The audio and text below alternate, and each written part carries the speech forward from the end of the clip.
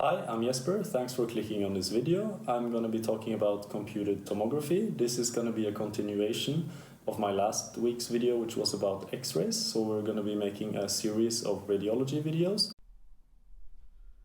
Computed tomography is a method developed for obtaining X-ray imaging in three-dimensional images. It's able to collect multi-planar reconstruction of the tissues of the body. It is a digital method which utilizes X-rays shooting from different angles, allowing us to obtain cross-sectional images that we also refer to as slices. How does this process take place? The patient will be lying on a table with the CT scan surrounding the part of the body of interest for imaging. The X-ray tube then emits a fan-shaped X-ray beam perpendicularly to the long axis of the patient. The thickness of the beam can be adjusted and the tube can rotate around the patient. The detectors then moves within the X-ray tube as it circles the patient, obtaining information in all axes. These detectors are digital and the information is then processed within the computer of the CT system. Now, the patient table can also move within a calibrated fashion throughout the CT scan to be able to get multiple slices. The CT scan pictures are made up of many picture elements which we refer to as pixels.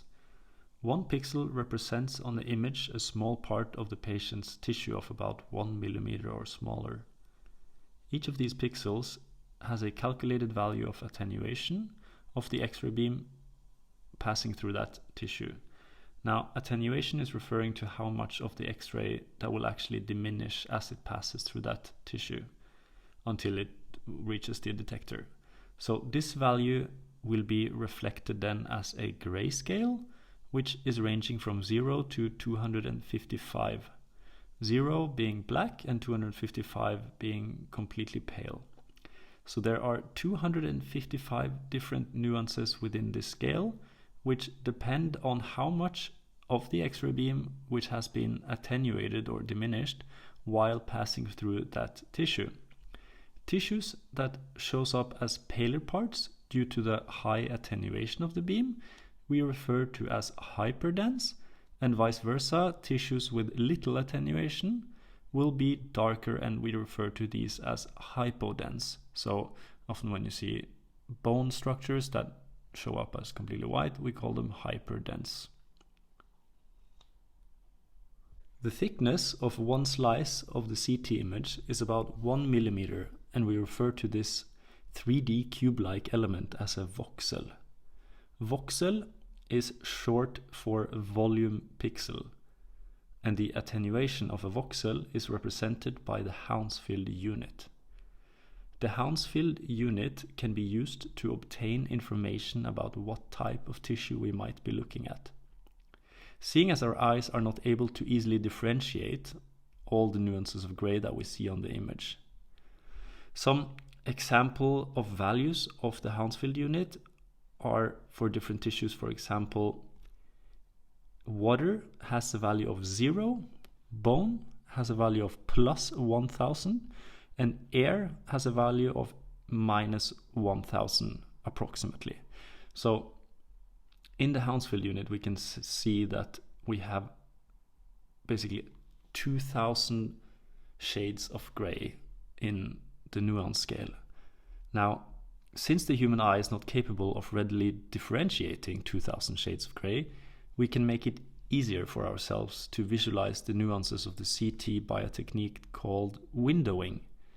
And here we essentially change the total number of grayscales which are displayed and the value where the grayscale is centered.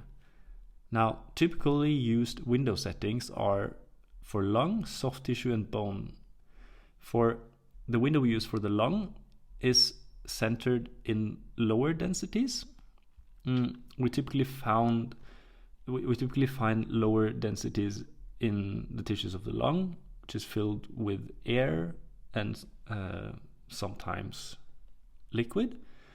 However, if we use this window setting, it will give us poor visualization of, for example, bones and soft tissue. Now we also have a soft tissue window, and now here it's centered more in the middle of the densities, so we can here easily visualize muscles, vessels, etc.